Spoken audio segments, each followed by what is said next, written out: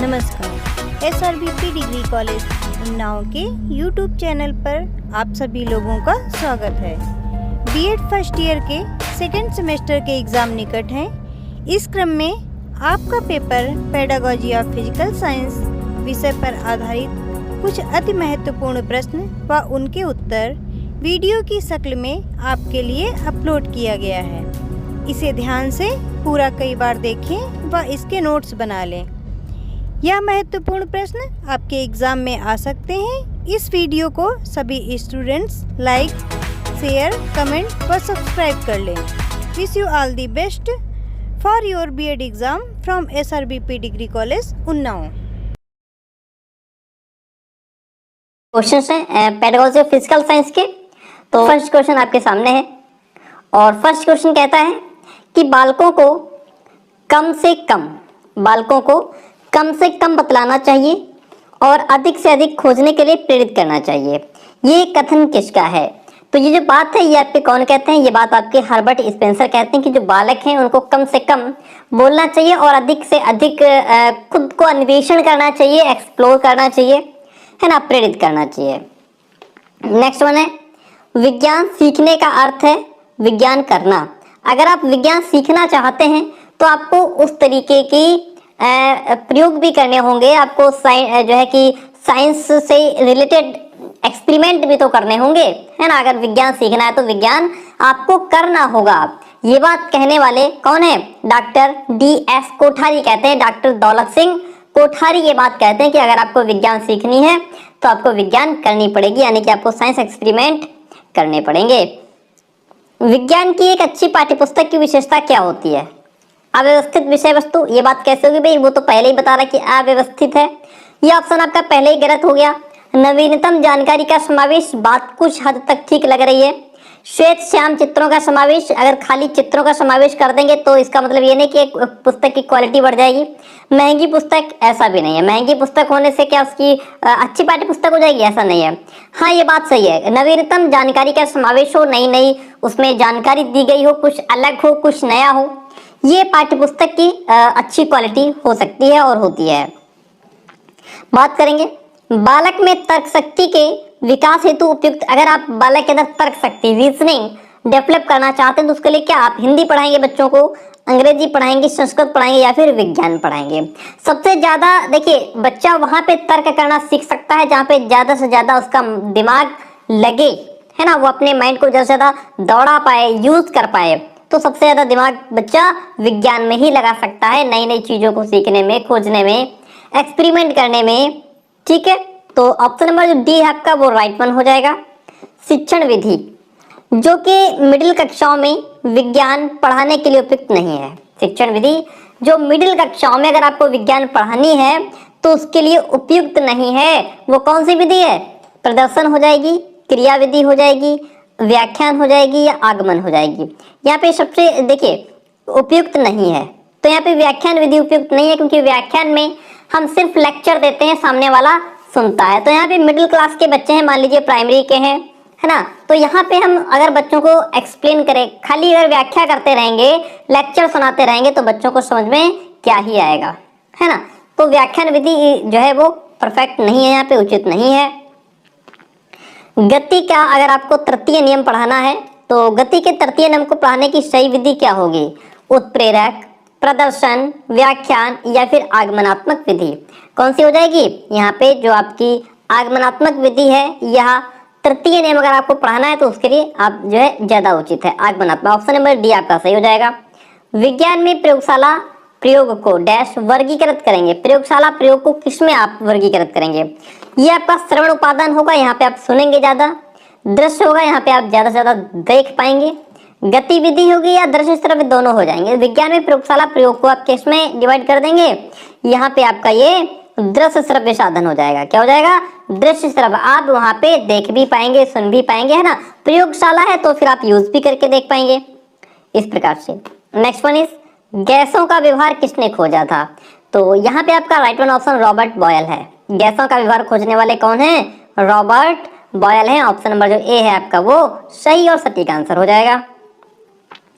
वैज्ञानिक प्रक्रिया का चुनौतीपूर्ण आयाम है कौन सा? समस्या, परिकल्पना, पद्धति, परिणाम या निष्कर्ष। राइट वन आंसर इज पद्धति, ऑप्शन सी। वैज्ञानिक प्रक्रिया का चुनौतीपूर्ण आयाम पद्धति कहा गया है या बताया गया है। आगे बढ़ जाते हैं। विज्ञान विषय के शिक्षण से संबद्ध विधि, विज्ञान विषय के शिक्षण से संबद्ध विधि निम्नलिखित में से कौन सी है? कौन सी है? खोज और अन्वेषण विधि, जी हाँ ये भी है। स्पष्टीकरण परीक्षण विधि भी राइट वन है। और शिक्षक केंद्रित छात्रोन्मुखी विधि ये भी सही है। तो यहाँ पे उपरोक्त सभी द राइट वन आंसर, ठीक है। ऑप्शन नंबर जो डी है आपका वो सही हो जाएगा। आगे बढ़ जाते हैं। निम्नलिखित में श्रव्य सामग्री कौन सी है? श्रव्य सामग्री क्या है? रेडियो जो है हमारा वो श्रव्य में आ जाएगा। किस में आ जाएगा? रेडियो हमारा श्रव्य में आ जाएगा, क्योंकि रेडियो को हम सुनते हैं सिर्फ, उसमें कुछ देखने को हमें नहीं मिलता। दृश्य सामग्री का उदाहरण क्या होगा? देखने की चीज इसमें क्या होगी? आपकी प्रतिरूप हो जाएगा। ऑप्शन यहाँ पे आपका सी सही है। बुलेटिन बोर्ड और प्लेनेल बोर्ड, किसकी बात हो रही है? बुलेटिन और प्लेनेल की। ये आपके क्या हो जाएंगे? दृश्य हो जाएंगे, श्रव्य हो जाएंगे, या श्रव्य दृश्य सामग्री, या फिर इनमें से कोई भी नहीं। तो यहाँ पे ये आपके दृश्य साधन में आते हैं। Option A. यहाँ पे जो बुलेटिन बोर्ड है या प्लेनेल बोर्ड है वो आपके दृश्य साधन में आता है। जो रेडियो है आपका वो काहे के लिए है? वो आपका सिर्फ सुनने के काम आता है ना। तो श्रव्य सामग्री हो जाएगी, ठीक है। अब देखिए जो प्रोजेक्टर है वो क्या है? सॉफ्टवेयर है, हार्डवेयर है, यूपीएस है, सरल हार्डवेयर है। प्रोजेक्टर आपका सरल हार्डवेयर में आता है।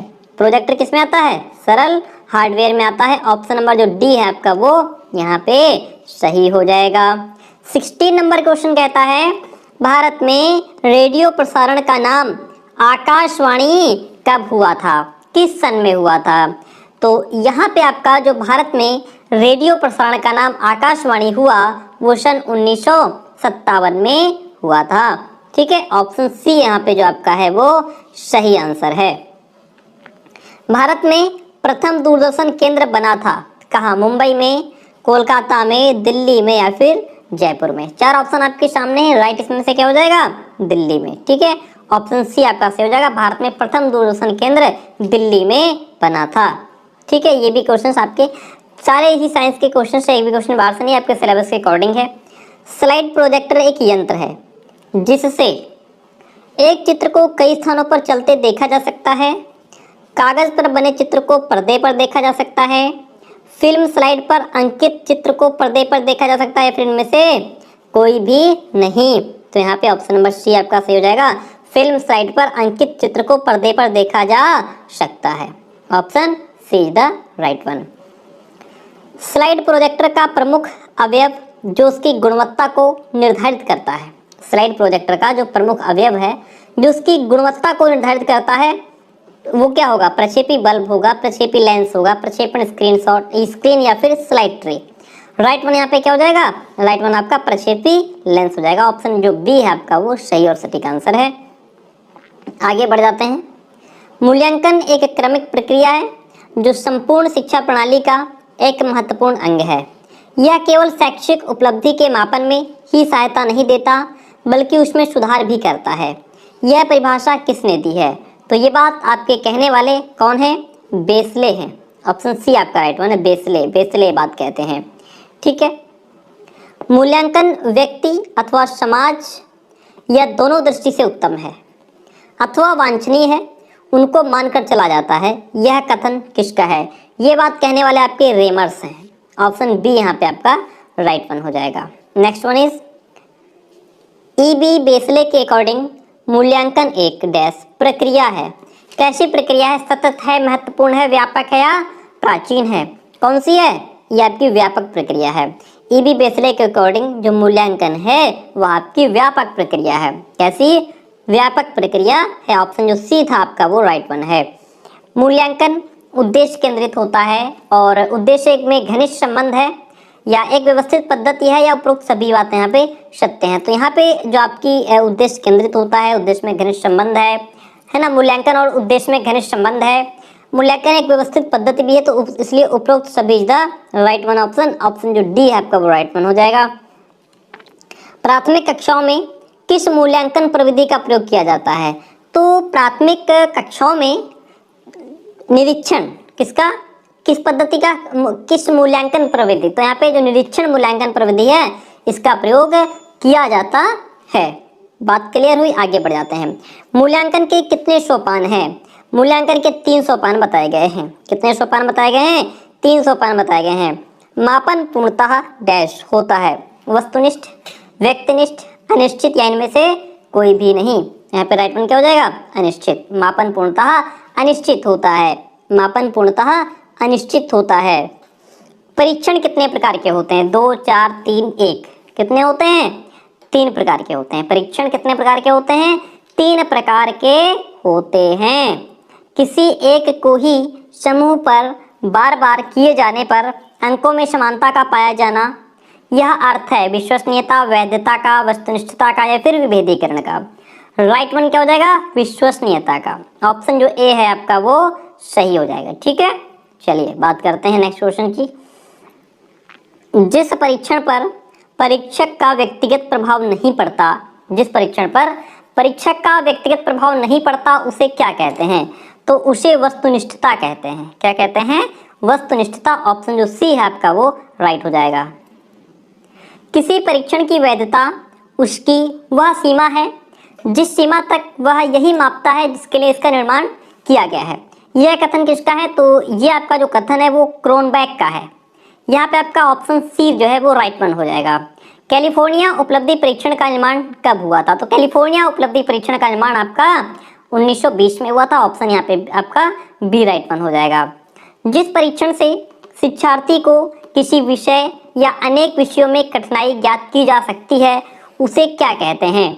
उसको क्या कहते हैं? निदानात्मक परीक्षण। क्या कहते हैं? निदानात्मक परीक्षण। ऑप्शन सी आपका राइट वन हो जाएगा। निदानात्मक परीक्षण की विशेषता क्या है? ये परीक्षाएं पाठ्यक्रम का अभिन्न अंग होती हैं। ये परीक्षाएं विश्लेषणात्मक होती हैं। ये परीक्षाएं शिक्षार्थी की कमजोरी का निदान करके उसके उपचार की व्यवस्था करती हैं। फिर ये सभी। तो यहाँ पे जो राइट वन ऑप्शन है आपका वो सी हो जाएगा। जो निदानात्मक परीक्षण है इसकी विशेषता ये है कि ये परीक्षाएं शिक्षार्थी की कमजोरी का निदान करके उसके उपचार की व्यवस्था करती हैं। ऑप्शन जो सी है आपका वो राइट वन हो जाएगा।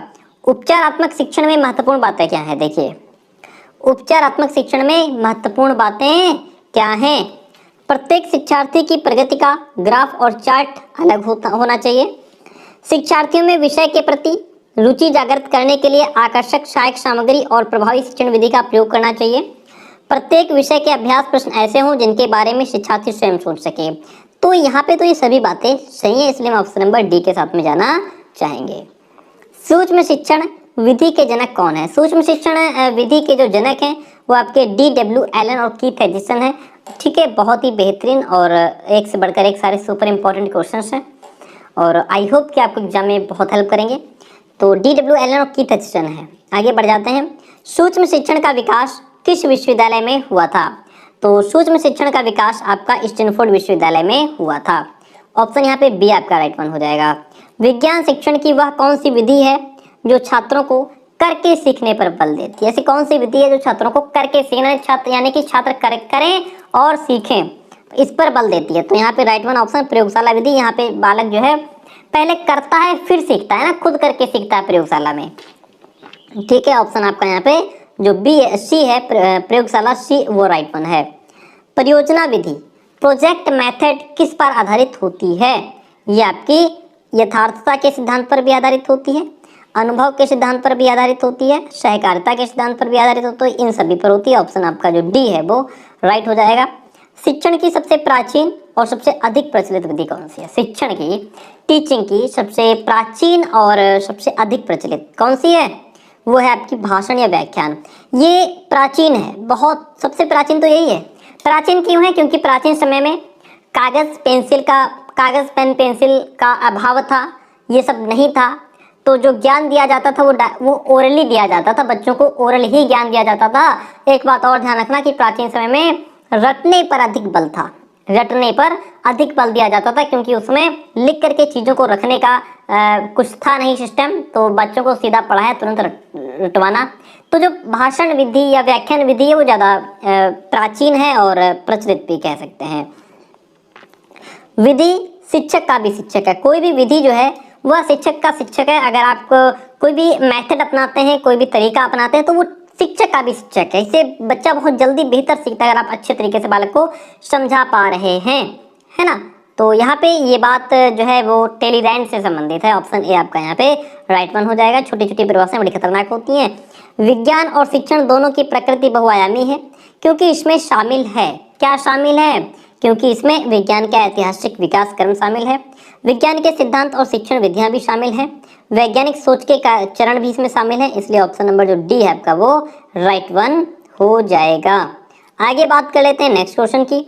विज्ञान की विषय की प्रकृति का स्वरूप निम्नलिखित में से कैसा है, कैसा है, विश्वसनीय और उपयोगी है। जी हाँ, बात बिल्कुल आपकी सही है। ज्ञान स्रोत और प्रक्रिया जन्य है, बात ये भी सही है। अन्वेषक प्रायोगिक है, ये भी बात सही है। तो इसलिए ऑप्शन नंबर जो डी है आपका वो राइट वन हो जाएगा। ठीक है, ऑप्शन डी आपका राइट वन हो जाएगा। नेक्स्ट वन क्वेश्चन, विज्ञान का ज्ञान सरल से जटिल और जटिल से सरलता को निर्देशित करता है, जिसे शैक्षिक भाषा में किस नाम से जानते हैं, जिसे शैक्षिक भाषा में निगमनागमन ज्ञान के भाषा में जानते हैं। निगमनागमन, क्या, निगमनागमन। वैज्ञानिक प्रक्रिया के द्वारा अधिगम की प्रमुख विशेषता निम्नलिखित में से कौन सी है। तो यहाँ पे कौन सी है, यह युगीन अनुभवों और मान्यताओं पर आधारित है, यह व्यापक जांच परख और समझ पर आधारित है, यह मापन मूल्यांकन पर आधारित है। तो ये तो यहाँ पे सभी बातें सही है। इसलिए ऑप्शन नंबर जो डी है आपका वो राइट वन हो जाएगा। विज्ञान का शिक्षक सहजकर्ता होता है क्योंकि विद्यार्थियों की वह मदद करता है। अवलोकन के संदर्भ और नमूनों में और सैंपल जीव के परीक्षण संबंध सूचना संग्रहण में मदद करता है। प्रायोगिक उपकरण की व्यवस्था और हैंडलिंग में मदद करता है, या फिर उपरोक्त सभी यहाँ पे बातें सही हैं। तो ऑप्शन नंबर जो डी है वो आपका राइट वन हो जाएगा। ठीक है, चलिए ये बात होती। नेक्स्ट क्वेश्चन इज, स्वयं अनुभव की जाने वाली अधिगम क्रिया का प्रतिफल कहलाती है, क्या कहलाती है, प्रत्यक्ष ज्ञान। जब आप स्वयं अनुभव करते हैं और अधिगम करते हैं तो ये आपका प्रत्यक्ष ज्ञान के अंतर्गत आता है। ऑप्शन आपका सी सही हो जाएगा। कौन सा उदाहरण प्रत्यक्ष अनुभव एवं ज्ञान को स्पष्ट करता है। तो यहाँ पे चार्ट और मॉडल जो है ये भी आपका प्रत्यक्ष अनुभव और ज्ञान को स्पष्ट करता है। अवलोकन का विवरण, बिंदुवार सूची और सामान्यीकरण। ऑप्शन जो डी है आपका वो राइट वन हो जाएगा। नेक्स्ट वन इज, विज्ञान के पाठ्यक्रम में जांच प्रक्रिया का उद्देश्य निम्नलिखित में से कौन सा है। तो यहाँ पे आपका शिक्षकीय मार्गदर्शन में शिक्षार्थी द्वारा सीखना, ऑप्शन सही है। 49 नंबर क्वेश्चन है, प्रश्न पूछने की संस्कृति और सवाल उठाने की परंपरा निम्न में से किस विषय के शिक्षण अधिगम से घनिष्ठ रूप से जुड़ा हुआ है। यह आपका विज्ञान से जुड़ा हुआ है, किससे, विज्ञान से। ऑप्शन ए आपका राइट वन हो जाएगा। प्रयोजना विधि के जन्मदाता कौन है। तो प्रयोजना विधि के जन्मदाता आपके कौन है, किलपैट्रिक हैं। ठीक है, तो आई होप कि क्लास पसंद आया होगा।